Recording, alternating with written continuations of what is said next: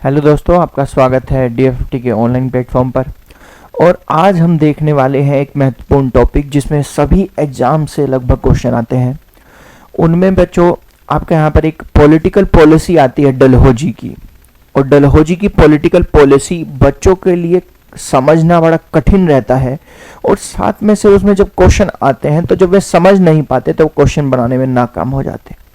परंतु इस वीडियो के बाद आपको ये समस्या सामने नहीं आने वाली है। तो हम बेसिकली इतिहास में डलहौजी की पॉलिटिकल पॉलिसी पढ़ने वाले हैं।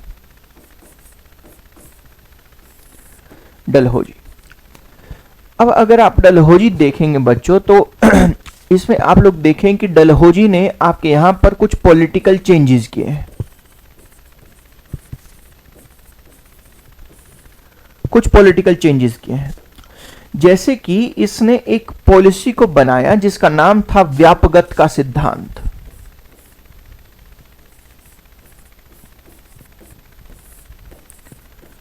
व्यापगत का सिद्धांत।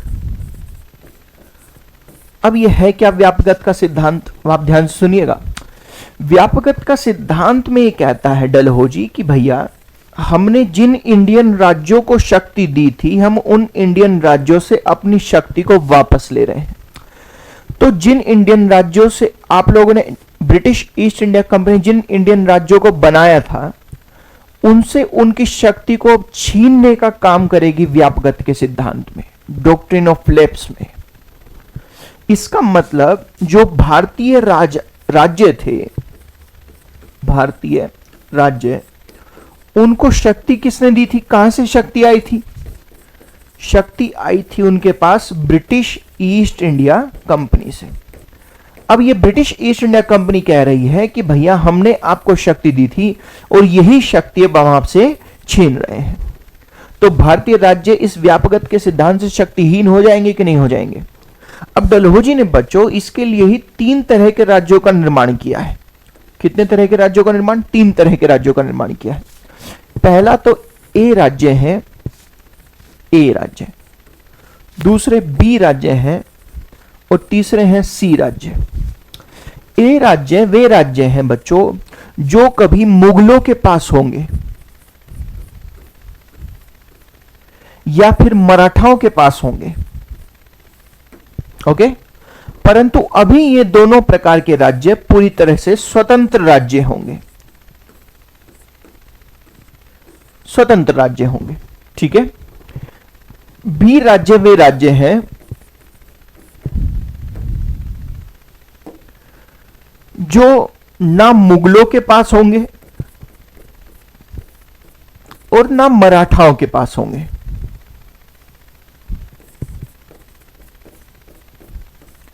अतः इन दोनों के पास नहीं होंगे और साथ ही साथ में ये राज्य ब्रिटिश ईस्ट इंडिया कंपनी के साथ स्वतंत्र तो होंगे, परंतु ब्रिटिश ईस्ट इंडिया कंपनी के साथ फ्रेंडली स्टेट के रूप में रहेंगे, यानी कि मित्र राज्य के रूप में रहेंगे। ठीक है। तीसरे प्रकार के राज्य वे राज्य हैं जिनको सी राज्य में बोल रहा हूं, ऐसे राज्य जिनका गठन, it means the state established by the British east India company, जिनका गठन भारत के अंदर ब्रिटिश ईस्ट इंडिया कंपनी ने किया है, उन राज्यों को सी टाइप के राज्य बोलेंगे। ठीक है। जब इनके ऊपर गोद लेने का सिद्धांत लगा या व्यापगत का सिद्धांत लगा, तो इस व्यापगत के सिद्धांत में डलहौजी ने कहा कि जो ए प्रकार के राज्य हैं, जो मुगल और मराठाओं के राज्य थे, स्वतंत्र राज्य थे, इनको अगर बच्चा नहीं हो रहा है, अपना ब्लड रिलेशन का बच्चा इनके पास नहीं है, तो इनको गोद लेने की कोई आवश्यकता नहीं है। ओके। और अगर ये गोद भी लेना चाहे तो ये ब्रिटिश ईस्ट इंडिया कंपनी से पूछकर नहीं लेंगे। इट मीन्स ये स्वतंत्र है। अगर बच्चा गोद लेना चाहते हैं तब भी कोई दिक्कत नहीं, नहीं चाहते हैं तब भी कोई दिक्कत नहीं है। ये पूरी तरह से स्वतंत्र राज्य कहलाए। दूसरा, बी राज्य में ऐसे राज्य हुए जो मुगल और मराठाओं के अधीन नहीं रहे, परंतु ब्रिटिश ईस्ट इंडिया कंपनी के मित्र रहे। और ये राज्यों की खास बात यह है कि ये जब भी गोद लेंगे तो गोद लेने से पहले, बच्चे को गोद लेने से पहले ये ब्रिटिश ईस्ट इंडिया कंपनी से पूछेंगे और ऐसी कंडीशन में ब्रिटिश ईस्ट इंडिया कंपनी इनको हमेशा परमिशन दे देगी कि आप बच्चा गोद ले सकते हैं। ठीक है। अब इनको तो मिल जाएगी परमिशन, परंतु अगर आप सी प्रकार के राज्यों को देखेंगे तो आप पाएंगे कि इनका गठन किसने किया था? ब्रिटिश ईस्ट इंडिया कंपनी ने। अब ब्रिटिश ईस्ट इंडिया कंपनी के डलहौजी व्यापकत के सिद्धांत में कहता है कि जो ऐसे राज्य हैं जिनका गठन ब्रिटिश ईस्ट इंडिया कंपनी ने किया है, अगर ये राज्य गोद लेते हैं किसी बच्चे को, तो इससे पहले व्यक्ति को या फिर राजा को ब्रिटिश ईस्ट इंडिया कंपनी की परमिशन लेनी पड़ेगी, और ब्रिटिश ईस्ट इंडिया कंपनी इनको कभी भी परमिट देगी ही नहीं इस बात का कि आप गोद लीजिए किसी बच्चे को। तो इसका मतलब इन तीन राज्यों में जो सी प्रकार के राज्य थे उनमें बच्चा गोद नहीं लिया जा सकता था, और डलहौजी कहता था कि जब आपके पास बच्चा ही नहीं है राजा बनने के लिए, तब आपकी शक्ति हम आपसे छीन रहे हैं। इसी को व्यापकत का सिद्धांत कहा गया। इसके एग्जाम्पल है, उदाहरण है इसके, जैसे कि सी टाइप के राज्य थे जिनमें व्यापकत का सिद्धांत लागू हुआ, जैसे कि था सातारा, संबलपुर, जैतपुर, उदयपुर, झांसी, नागपुर।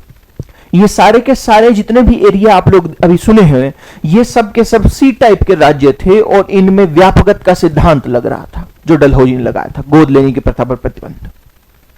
अगर आप लोग को ये समझ में आ गया है तो इस बात का क्वेश्चन का आंसर दीजिएगा। ये व्यापकत का सिद्धांत किस गवर्नर जनरल के समय पर शुरू किया गया था? और दूसरा क्वेश्चन मैं आपके लिए छोड़ दिया जाता हूं कि क्या 1857 की क्रांति में जिन राज्यों ने भाग लिया वे कौन से टाइप के राज्य होंगे? ए राज्य, बी राज्य या सी टाइप के राज्य? ठीक है, आज के लिए इतना ही, धन्यवाद।